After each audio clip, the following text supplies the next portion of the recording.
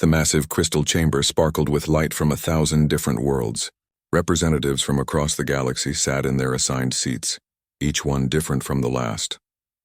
Some breathed through gills, others floated in energy fields, and a few existed as pure light. But they all had one thing in common. They were here for the 247th Galactic Assembly Ambassador. Kelthera adjusted her breathing mask and looked at the empty seat marked Species 3847, Earth. For 200 years that seat had remained empty. 200 years of invitations sent into space. 200 years of silence. The human still refused to answer, said Zix-9, his mechanical voice crackling through the translation system. The robot-like being from the Silicon Collective had been asking about Earth for decades. Perhaps we should remove them from our records. Kelthera's blue skin darkened with frustration. As the lead diplomat for the Vorthan Empire, she had spent most of her career trying to understand why Earth remained silent. Every other species had joined the Galactic Council within 50 years of developing radio technology. The humans had been broadcasting for over 3 centuries. They clearly do not wish to participate in galactic affairs, rumbled Gorkin, the massive bear-like representative from the Ursine Coalition. His thick fur rippled as he spoke. Some species prefer isolation. But they are not isolated, Kelthera argued, pulling up a holographic display of Earth's solar system. Our long-range scanners show massive industrial activity. They have colonies on their moon and several planets. They mine asteroids on a huge scale. This is not the behavior of a primitive species. The debate had gone on for decades. Earth's radio signals showed a developing civilization with advanced technology. Their internet communications revealed complex societies, multiple nations, and rapid technological growth. Yet they ignored every attempt at contact from the galaxy. Maybe they are afraid, suggested Lyra, her crystalline form chiming softly as she spoke. The energy being from the crystal spheres was known for her wisdom. First contact can be overwhelming for young species. Afraid? Gorkin laughed, a sound like rocks grinding together. They have nuclear weapons and space stations. They fight wars across their entire planet. These humans do not seem easily frightened. Kelthera had studied the human broadcasts for years. She watched their movies, learned their languages, and tried to understand their culture. Humans were violent, yes, but also creative and determined. They had survived ice ages, plagues, and countless wars. They had even survived their own nuclear weapons. What puzzled her most was their stories. Human fiction was filled with alien space battles and galactic empires. They clearly imagined contact with other species. So why did they ignore the real thing? Perhaps we should send a delegation, suggested Mirath, the insect-like representative from the hive worlds. Her compound eyes glittered as she spoke. A small fleet to make direct contact. We tried that 50 years ago, Kelthera reminded her. The probe we sent to their system simply disappeared. No explosion, no debris. It just vanished. Primitive defense systems, Gorkin dismissed. They probably destroyed it by accident. But Kelthera wasn't so sure. The probe had been equipped with the best stealth technology in the galaxy. It should have been invisible to human sensors. Yet something had made it disappear. I have reviewed the files again, announced Elder Thos, his ancient voice carrying the weight of centuries. The oldest member of the council rarely spoke, but when he did, everyone listened. Earth's behavior is unique in our records. No other species has maintained such perfect isolation, while clearly possessing the technology for contact. The chamber fell silent. Elder Thos had lived through first contact with over 300 species. If he found Earth's behavior unusual, it meant something. What do you think they are doing? Asked Zix-9. The ancient being's eyes, deep as black holes, seemed to look through time itself. I believe they are waiting. Waiting for what? Kelthera asked. That is what concerns me, Elder Thos replied. The debate continued for hours, as it had for decades. Some representatives wanted to remove Earth from the records entirely. Others pushed for more aggressive contact attempts. A few suggested military action to force a response. Kelthera listened to it all, but her mind kept returning to the human broadcasts she had studied. Their news reports spoke of massive construction projects in space. Their science fiction movies showed incredible space fleets. Their military exercises demonstrated sophisticated tactics and weapons. They know we exist, she said suddenly, interrupting the debate. They must know. Our communications pass right through their system. They have radio telescopes pointed at the galaxy. They are not isolated. They are choosing isolation, but why? Demanded Mireth. What species would refuse the benefits of galactic membership? Trade, technology, protection from hostile forces. Kelthara pulled up more data from Earth. Human history was filled with examples of smaller groups being absorbed or destroyed by larger ones. Their planet had thousands of cultures, many now extinct. They had learned hard lessons about the cost of contact with more powerful civilizations. Maybe they learned from their own history, she said quietly. Maybe they know what happens to smaller groups when larger ones come calling. The chamber buzzed with uncomfortable silence. The Galactic Council prided itself on peaceful integration, but the reality was more complex. Powerful species dominated weaker ones through trade agreements and defense pacts. The strong grew stronger while the weak remained dependent. Surely they do not see us as a threat, Lyra chimed. We offer only friendship and cooperation. But as Kelthara looked around the chamber, she saw the truth. The three most powerful species, the Vorthan Empire, the Ursine Coalition, and the Silicon Collective, controlled most of the galaxy's resources. Smaller species existed at their mercy, dependent on their protection and trade. Maybe the humans were not afraid. Maybe they were smart. I propose one final attempt at contact, Kelthara said. A joint expedition from all major species. If they refuse to answer, we remove them from our records forever. The vote was close, but it passed. A fleet of 12 ships would travel to Earth's system. They would make one last attempt at peaceful contact. As the assembly ended, Kelthara remained in her seat, staring at the empty space marked for Earth. Something about this felt wrong. In all her years of diplomatic service, she had never encountered a species that ignored the galaxy so completely. Elder Thos approached her, his ancient form moving slowly through the chamber. You are troubled, young diplomat. I cannot shake the feeling that we are missing something important, she admitted. No species maintains such perfect silence without reason. The ancient being nodded slowly. In my long life, I have learned that silence can be more dangerous than threats. Those who do not speak are often preparing to act. What could they be preparing for?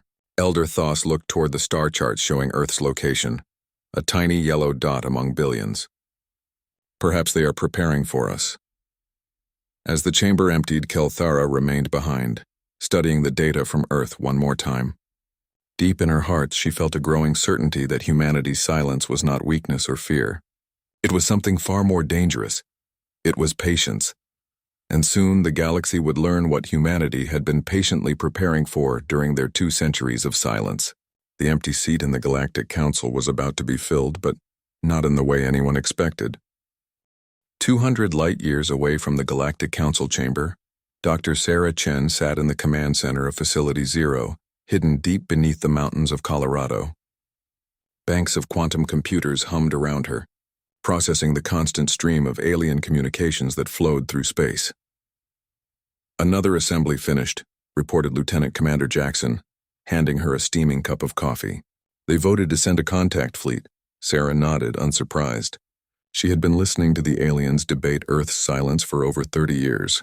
As director of the Xenological Defense Initiative, she knew more about galactic politics than most alien diplomats.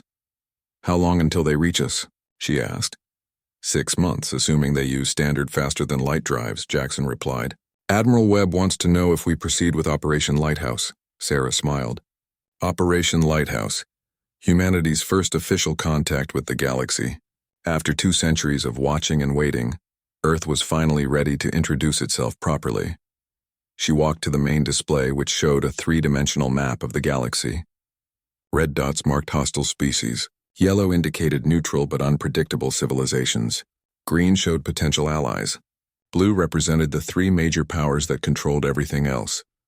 They still think we are primitive, she said, pulling up recordings of the recent assembly.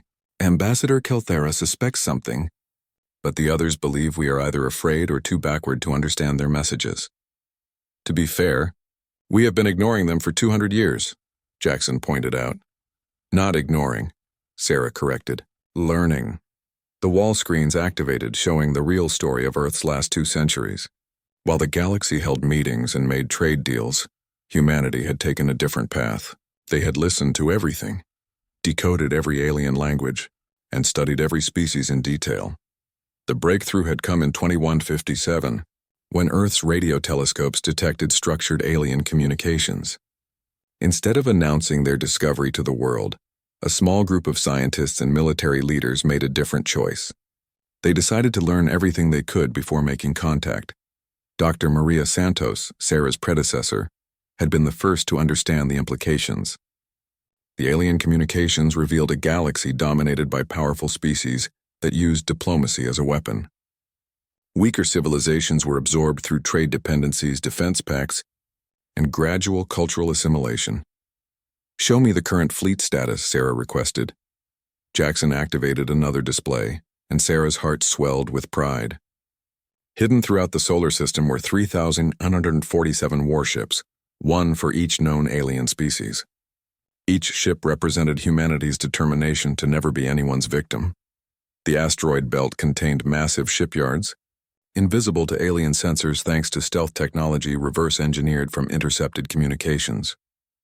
The far side of the moon housed training facilities where human crews practiced combat maneuvers against simulated alien tactics. "The Beijing is completing its final tests," Jackson reported. "Captain Morrison says the new hybrid drive systems are working perfectly." Sarah nodded. Human engineers had studied alien technology for decades, combining the best features from dozens of different species. Their ships used Vorthan energy shields, Silicon collective computer systems, and Ursine weapons technology, all improved with human innovation. "What about Operation Watchtower?" All monitoring stations are operational. "We have complete coverage of their communication networks, trade routes, and military positions. For 50 years, Earth had secretly deployed listening posts throughout the galaxy. Disguised as asteroids or space debris, they recorded everything. Military movements, political discussions, even personal communications between alien leaders. The data painted a disturbing picture. The Galactic Council was not the peaceful democracy it pretended to be. 3 major powers, the Vorthan Empire, Ursine Coalition, and Silicon Collective, controlled most of the galaxy's resources. They maintained power through a careful balance of threats and bribes. Smaller species existed at their mercy, dependent on the major powers for protection and trade. Any civilization that tried to become independent quickly found itself isolated or absorbed. The galaxy operated like a feudal system, with the strong ruling over the weak. "Have you reviewed the Kepler incident?" Sarah asked. Jackson's face darkened. The collective destroyed their entire fleet when they refused a mining agreement. Claimed it was a training accident. And the Arcturus situation? The Empire blockaded their system until they accepted Vorthan administrators. Officially, it was to help them develop their government. Sarah had dozens of similar examples. Species that had joined the Galactic Council expecting friendship and cooperation, only to find themselves slowly losing their independence. Some were absorbed completely, their cultures forgotten. Others became client states, technically independent but actually controlled by their more powerful neighbors. Humanity had learned these lessons without paying the price. They studied every species' history, culture, and technology. They identified each civilization's strengths and weaknesses. Most importantly, they developed specific countermeasures for every potential threat. "The Vorthan prefer energy weapons and rely on their shields," Sarah recited, reviewing tactical data she had memorized years ago. "But their shield generators overheat under sustained kinetic bombardment. The Ursine use heavy armor and powerful weapons, but their ships are slow and poorly maneuvered." Jackson continued. "Swarm tactics with fast ships would be most effective, and the Silicon Collective depends entirely on networked computing. Jam their communications and their coordination collapses." It was more than just military analysis. Earth had studied alien psychology, sociology, and economics. They understood how each species thought, what they valued, and what they feared. Human diplomats had been trained in alien customs and languages for decades, preparing for the day when contact became inevitable. "Admiral Webb is requesting permission to begin fleet positioning," Jackson reported. Sarah looked at the tactical display showing Earth's hidden armada. Thousands of ships waited in concealment throughout the solar system, ready to reveal humanity's true capabilities. Each vessel was crewed by men and women who had spent their entire careers preparing for this moment. "Grant permission. It's time to show the galaxy what we have been building." As Jackson relayed the orders, Sarah reflected on humanity's unique approach to first contact. Every other species had rushed to join the galactic community, eager for the benefits of advanced technology and interstellar trade. They had submitted to alien authority, accepted dependent relationships, and gradually lost their independence. Humanity had chosen a different path. They had observed the galaxy's power structure and decided they would enter it on their own terms. If joining the galactic community meant accepting domination by more powerful species, then humanity would make sure they were the most powerful species. "Ma'am, Admiral Webb is on the secure line," Jackson announced. Sarah activated the communication system, and Admiral Marcus Webb's weathered face appeared on screen. Behind him, she could see the bridge of the UES Defiance, humanity's newest and most advanced warship. "Dr. Chen, the fleet is ready for Operation Lighthouse. All ships report green status." "Understood, Admiral. The alien contact fleet will arrive in 6 months. That should give us enough time for final preparations. Any last-minute changes to the plan?" Sarah considered the question. For 2 centuries, humanity had prepared for this moment. They had built the most advanced fleet in the galaxy, studied every potential enemy, and developed tactics specifically designed to counter alien advantages. "No changes, Admiral. We proceed as planned. When the aliens arrive, they will discover that Earth was never isolated. We were just preparing to join the conversation properly." Admiral Webb smiled grimly. "Understood, ma'am. The galaxy is about to learn that humanity has been listening to everything they said." As the communication ended, Sarah looked out at the star-filled sky. Soon those stars would witness something unprecedented in galactic history. A species making first contact from a position of overwhelming strength. Earth had skipped every galactic meeting for 200 years, but they had used that time well, and now they were ready to attend the most important meeting of all. The alien contact fleet dropped out of faster-than-light travel at the edge of Earth's solar system, their 12 ships gleaming in the distant light of the sun. Commander Kelthera stood on the bridge of the VES Harmony, flagship of the expedition, and stared at the primitive yellow star ahead. "Initial scans show significant industrial activity around the 4th planet," reported her sensor officer. "Mining operations in the asteroid belt, installations on multiple moons." "More advanced than we expected," admitted Captain Gorkin from the UCS Thunder. His massive ursine frame filled the communication screen. "But still within expected parameters for a developing species." Kelthera wasn't so sure. Her instruments detected energy signatures that didn't match any known human technology in their databases. The asteroid belt showed signs of massive construction projects, far beyond what they had observed from long-range scans.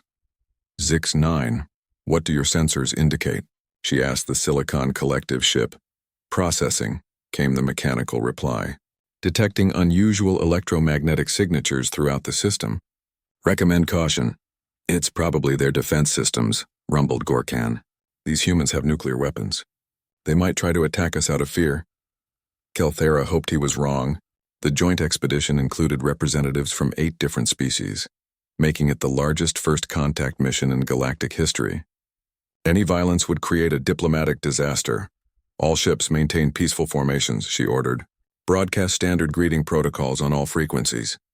The fleet moved deeper into the solar system, passing the gas giant planets and their many moons. Kelthera noticed increasing numbers of artificial structures, space stations, mining platforms, and what looked like orbital shipyards. "Commander," her communications officer called out urgently, "I'm detecting massive energy spikes throughout the system." Before Kelthera could respond, space around them began to change. Objects that had appeared to be asteroids suddenly powered up, revealing themselves as artificial structures. The empty void between planets filled with energy signatures as camouflaged installations came online. "What in the void is happening?" demanded Captain Gorkan. Kelthera's sensors went wild as hundreds, then thousands of contacts appeared on her displays. Ships emerged from hidden positions behind asteroids, inside planetary rings, and from the far side of moons.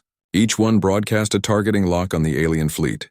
"Multiple contacts," her tactical officer reported in a shaking voice. "Estimate 3,000 ships and counting, all showing active weapon systems." The communication screens erupted in panicked voices from the other expedition ships. Captains demanded explanations, tactical officers reported impossible sensor readings, and diplomats tried to maintain calm while their worlds turned upside down. Through it all, The human ships maintained perfect silence. "This is impossible," breathed Zix-9. "Our intelligence indicated a primitive space program. These vessels show technology signatures beyond our current capabilities." Kelthera stared at her tactical display in growing horror. The human fleet surrounded them completely, with ships positioned in every direction. Each vessel was precisely placed to maximize coverage while avoiding crossfire. It was a tactical formation that would take decades to plan and years to execute. "They were waiting for us," she whispered.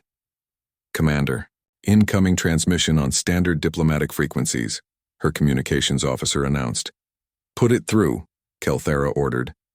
Her voice steady despite her racing hearts. The main screen activated, showing a human male in military uniform.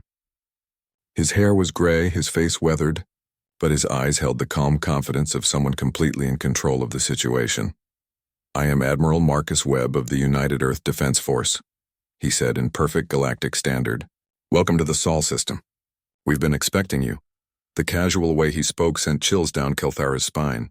No threats, no demands, just a simple statement of fact. The humans had been waiting for them. "This is Commander Kelthera of the Galactic Council Contact Fleet," she replied, trying to maintain diplomatic protocol. "We come in peace, seeking to establish communication with your species." "We appreciate that, Commander," Admiral Webb responded. "We've been monitoring your communications for the past 6 months. Your fleet's approach has been tracked since you entered our outer detection grid." "Detection grid?" rumbled Gorkan. "We detected no such installations." Admiral Webb's smile held no warmth.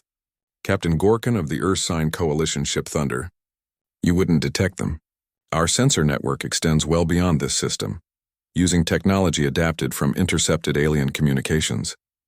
The implications hit Kelthera like a physical blow. The humans had been listening to their transmissions, learning their technology, preparing for their arrival. Earth's silence hadn't been due to ignorance or fear. It had been a choice. "How long have you been monitoring galactic communications?" she asked. 213 years, 4 months, 16 days, Admiral Webb replied precisely. "Since the day we first detected structured transmissions from the Galactic Council. We've recorded every session, decoded every language, and studied every species." Kelthera's sensor officer interrupted with urgent whispers. "Commander, I'm analyzing their ship designs. They appear to incorporate technology from multiple species. Fourth and shield generators, Ursine weapons systems, our own computer networks. You stole our technology," accused Zix-9 from the Silicon Collective ship. "We studied your broadcasts," Admiral Webb corrected calmly. "Everything we learned came from communications you sent openly through space. If you wanted to keep your technology secret, you shouldn't have discussed it on unencrypted channels." The human admiral's matter-of-fact tone made the situation even more unsettling. He spoke as if monitoring alien civilizations and building massive fleets was perfectly normal behavior. "Why didn't you respond to our contact attempts?" Kelthera asked. "We were busy," Admiral Webb replied. "Your communications indicated that joining the Galactic Council meant accepting the authority of more powerful species. We decided that if we were going to participate in galactic affairs, we needed to ensure that no one could force us into an unfavorable position." Through the observation ports, Kelthera could see human ships moving into even more precise formations. Each vessel was perfectly positioned, creating overlapping fields of fire that would destroy the alien fleet in seconds if hostilities began. "You built all of this as a defensive measure?" she asked incredulously. "Defense and deterrence," Admiral Webb confirmed. "We studied galactic history extensively. We observed what happened to the Kepler Republic when they refused Silicon Collective mining agreements. We watched the Arcturus Federation lose their independence to Vorthon administrators. We learned from your examples." Captain Gorkan's voice boomed across the communication network. "You dare threaten the galactic powers?" "We threaten no one, Captain," Admiral Webb replied peacefully. "We simply ensure that no one can threaten us." "There's a significant difference." Kelthera realized she was witnessing something unprecedented in galactic history. Every species she had ever encountered had approached first contact from a position of weakness, seeking protection and guidance from more advanced civilizations. Earth had inverted the entire process. "What do you want from the galaxy?" she asked. "Respect," Admiral Webb answered simply. "We want to participate in galactic civilization as equals, not as subjects. Our ships exist to guarantee that humanity's voice when we choose to use it. cannot be ignored or silenced. And if we refuse to accept your terms? Admiral Webb's expression didn't change. Then you're free to leave our system and remove us from your records. We'll continue monitoring your communications and maintaining our defensive posture. The choice is entirely yours, Commander. The alien fleet hung motionless in space, surrounded by thousands of human warships. Each second that passed emphasized their complete helplessness. They had come to make contact with a primitive species and discovered a civilization that had spent 2 centuries preparing for their arrival. I need to consult with my government, Kelthera said finally. Of course. We invite you to dock at Luna Station for formal negotiations. Your ships will be escorted by our security fleet, for your protection naturally. As human ships moved to surround each alien vessel, Kelthera understood the true genius of Earth's strategy. They hadn't built their fleet to conquer the galaxy. They had built it to ensure that when they finally joined galactic civilization, they would do so as equals rather than vassals. The humans had skipped every galactic meeting for 2 centuries. But when they finally decided to attend, they made sure everyone would listen to what they had to say. And looking at the overwhelming display of force surrounding her fleet, Kelthera knew that the galaxy would indeed be listening very carefully to whatever humanity chose to tell them. The emergency session of the Galactic Council had been called within hours of Commander Kelthera's first report from Earth's solar system. Representatives from 847 species filled the crystal chamber, but for the first time in centuries, the 3 major powers seemed uncertain. Emperor Vorthak of the Vorthan Empire paced behind his delegation's seats, his usual confidence shaken. 3,000 ships, he muttered. How did they build 3,000 ships without our knowledge? They were listening to us, replied Premier Zix-1 of the Silicon Collective. Every communication, every technological discussion, every strategic planning session. They heard it all.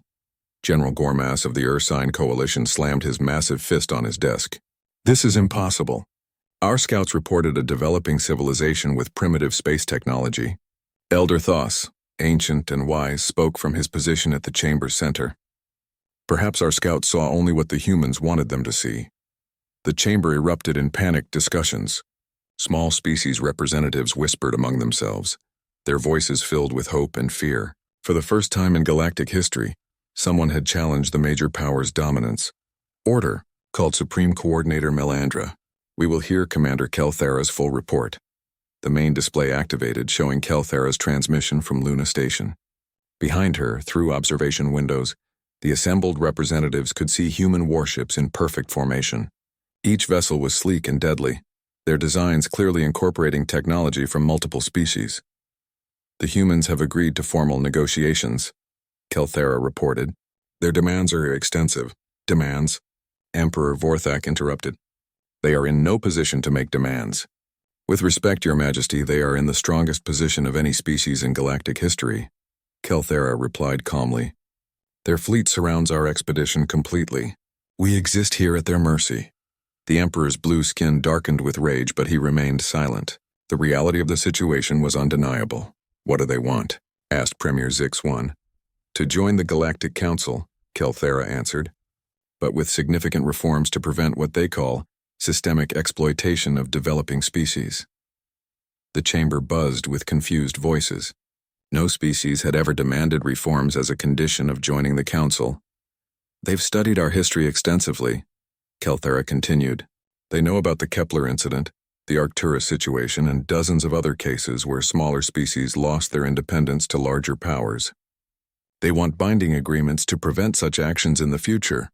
Preposterous, roared General Gormas. The Council has operated successfully for millennia. Successfully for whom? Asked a small voice from the back of the chamber.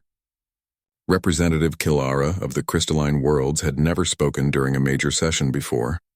My people remember independence. We remember choosing our own leaders before the Empire offered us protection. You were protected from the Void Raiders. Emperor Vorthak shot back. Without our defense agreements, your worlds would have been destroyed. Yes, Kilara agreed quietly. And now our children learn Vorthan history instead of our own. Our artists create works that please imperial tastes. We are protected, but we are no longer free. Murmurs of agreement rippled through the smaller species. Representatives who had remained silent for centuries began to find their voices. The humans are correct, announced Representative Thelos of the Aquatic Federation. The current system serves the powerful while the weak remain dependent. Premier Zix-1's mechanical voice cut through the growing dissent. The humans manipulated you with their presence. You speak from fear, not wisdom. We speak from experience, Thelos replied. Experience the humans learned by watching us suffer it. Elder Thos raised a withered hand for silence. What specifically do the humans propose? Calthera consulted her notes. First, they want genuine democratic processes in the council. No more decisions made by the three major powers and rubber-stamped by everyone else. Emperor Vorthak laughed bitterly. Democracy among species with vastly different capabilities? Chaos. Second, Calthera continued, they want economic protections for developing species. No more trade agreements that create permanent dependency. Impossible, Premier Zix-1 stated. Economic integration requires some degree of dependence. Third, they want binding military restrictions on all major powers. No more blockades, no more forced protection agreements, no more convenient training accidents that destroy entire fleets. General Gormas stood to his full intimidating height. They expect us to abandon our military rights? Our sovereign authority?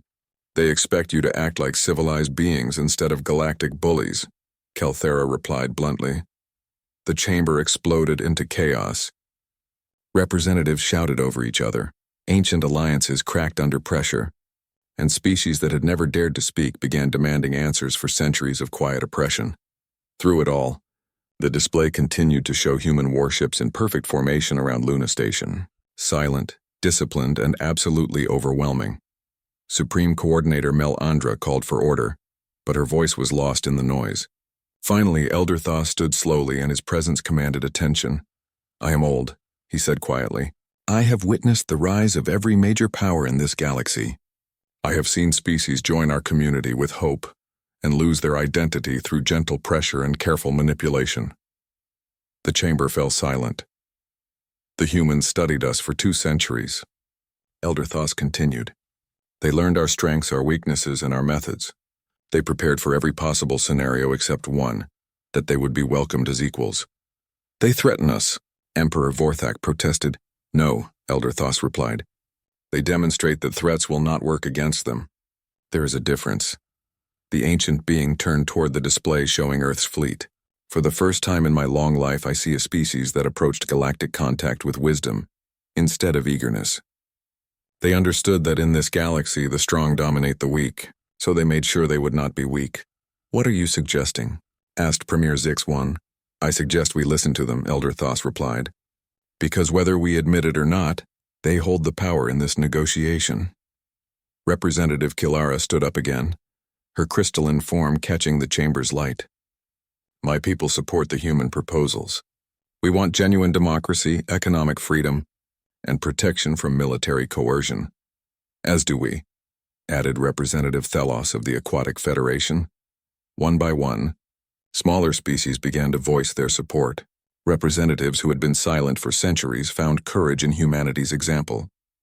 The galaxy's oppressed majority began to realize they outnumbered their oppressors.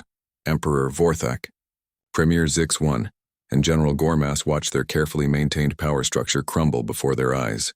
The humans had done more than build a fleet. They had given hope to every species that had accepted subjugation as the price of galactic membership. This session is adjourned, Supreme Coordinator Melandra announced, her voice shaking. We will reconvene when all parties have had time to consider the proposals. As representatives filed out of the chamber, many stopped to look at the display showing Earth's fleet.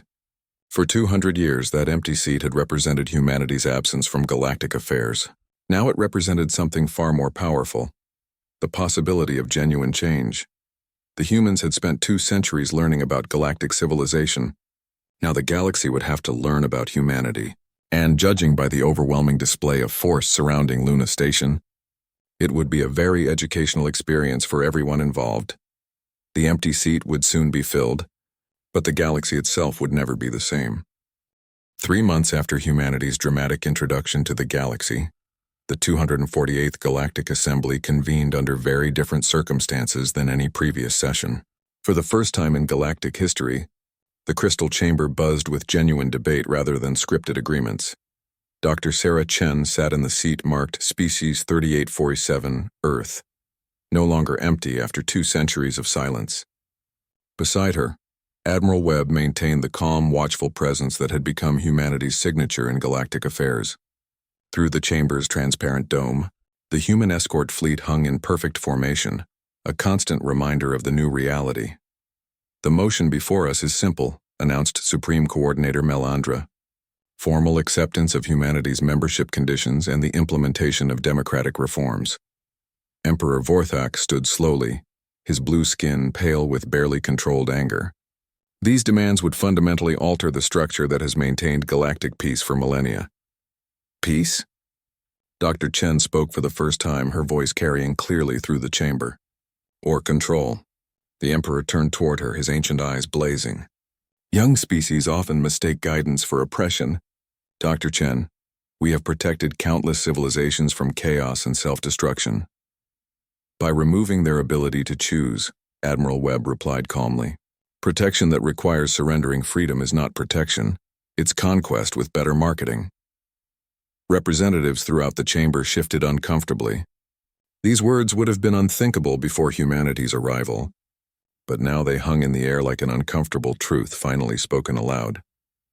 Premier Zix-1's mechanical voice cut through the tension. "The collective has analyzed human proposals extensively. Implementation would reduce efficiency by an estimated 347%. "Efficiency at doing what?" asked Representative Kilara of the Crystalline Worlds. Her voice, once timid, now carried new confidence. "Efficiently absorbing smaller species? Efficiently controlling resources? Efficiently maintaining your power?" The chamber erupted in murmurs. Smaller species that had remained silent for centuries were finding their voices, inspired by humanity's example, and protected by the knowledge that human warships guaranteed their right to speak. General Gormass of the Ursine Coalition slammed his massive fist on his desk. "This chaos proves why strong leadership is necessary. Without guidance, the galaxy would tear itself apart." "With respect, General," Dr. Chen replied. "We've observed your guidance for 2 centuries. The galaxy has been tearing itself apart quietly, one absorbed species at a time." She activated her personal display, showing data that made the major powers visibly uncomfortable. "In the past century alone, 47 species have lost their independence through economic dependency, protection agreements, or convenient crises that required intervention." The numbers hung in the air like an indictment. Elder Thos nodded slowly from his central position, his ancient wisdom finally finding an ally in human preparation. "The humans speak truth," he said quietly. "I have watched every one of those absorptions. Each was presented as necessary, beneficial, temporary. None were reversed." Emperor Vorthak's composure cracked. "Those species were protected, guided toward prosperity, given access to technologies and opportunities they never could have achieved alone. At the cost of their identity," Representative Thelos of the Aquatic Federation responded. "My people remember when our children learned our own history instead of imperial doctrine. When our artists created beauty for our own eyes instead of foreign approval. You remember stagnation and isolation," the Emperor shot back. Admiral Webb's voice cut through the argument with military precision. "Your Majesty, with respect, we've studied the records of every species absorbed by the major powers. In each case, technological and cultural development actually accelerated before absorption and slowed dramatically afterward." He activated a holographic display showing development curves. "Independent species innovate. Dependent species imitate. The galaxy has been systematically converting innovators into imitators for centuries." Premier Zix-1's optical sensors focused on the data. "Correlation does not imply causation. There are numerous variables." "There are indeed," Dr. Chen interrupted. "Which is why we spent 2 centuries analyzing them all. The pattern holds across every species, every time period, and every type of absorption. Strong societies become weak when they lose the right to determine their own destiny." The evidence was overwhelming, presented with the methodical thoroughness that had become humanity's trademark. Unlike other species that had joined the galaxy seeking guidance, Earth had arrived as the ultimate informed consumer. "What you propose would end the stability we have built," General Gormass growled. "Chaos and conflict would return. Stability for whom?" asked Representative Morith of the Silicon Gardens. "We've had no conflicts because you eliminated everyone capable of fighting back." The debate continued for hours, but the outcome was becoming clear. Species after species voiced support for humanity's proposals, their representatives emboldened by the human fleet's presence and inspired by the possibility of genuine change. Finally, Elder Thos called for silence. I have heard enough debate. The choice before us is simple. Do we continue the current system that benefits few at the expense of many, or do we try something different? He looked directly at the major powers' representatives. The humans have given us an opportunity to change course voluntarily. I suggest we take it. Emperor Vorthak made one final attempt. And if we refuse? If we maintain the current system? Admiral Webb's response was matter of fact. Then you maintain it without us, Your Majesty. Earth will withdraw from galactic affairs and continue monitoring from the outside. But you will not remove your fleet. Premier Zix-1 observed. Our fleet protects human interests, Admiral Webb confirmed. Those interests include ensuring that no species can be forced into situations they find unacceptable. If the galaxy chooses to continue its current practices, we cannot prevent that. But we can ensure that no one is forced to participate. The implications were staggering. Humanity was offering protection to any species that wanted independence, backed by the most powerful fleet in galactic history. The major powers' monopoly on force had been shattered. Supreme Coordinator Mel Andra called for the vote. One by one, species cast their decisions. The major powers and their closest allies voted against the reforms, but they were vastly outnumbered by smaller species finally free to express their true preferences. The motion passes by a vote of 734 to 113, Mel Andra announced. The Galactic Council hereby accepts humanity's membership and agrees to implement the proposed democratic reforms. As the session ended, Dr. Chen reflected on humanity's unique path to this moment. Every other species had joined the galaxy seeking guidance and protection from more advanced civilizations. Earth had studied the galaxy first, understood its true nature, and arrived prepared to change it. The human fleet would remain on station, not as conquerors, but as guarantors of the new democratic process. For the first time in galactic history, strength served justice instead of power serving itself. Emperor Vorthak approached her as the chamber emptied. You have destroyed a system that maintained peace for millennia. Dr. Chen, I hope you can live with the consequences. Your Majesty, she replied respectfully, we studied your peace for 2 centuries before making this choice. What you call peace, we call quiet desperation. True peace requires justice, not just the absence of conflict. Admiral Webb joined them, his presence a reminder of the new reality. The galaxy has tremendous potential, Your Majesty. We look forward to seeing what it can achieve when every species has the freedom to contribute their best efforts. As they left the chamber, the 3 leaders passed the seat that had remained empty for 200 years. Now it would be filled, representing not just humanity's presence but a new era in galactic civilization. Earth had skipped every galactic meeting for 2 centuries. But when they finally decided to attend, they brought more than just ships. They brought the radical idea that the galaxy belonged to all its inhabitants, not just the strongest among them. The empty seat was filled at last, and the galaxy would never be the same. Humanity had learned patience during their long silence. Now they would teach the galaxy what justice looked like when backed by overwhelming force and unwavering determination. The meeting Earth had been preparing for was finally over. The real work of building a better galaxy was just beginning.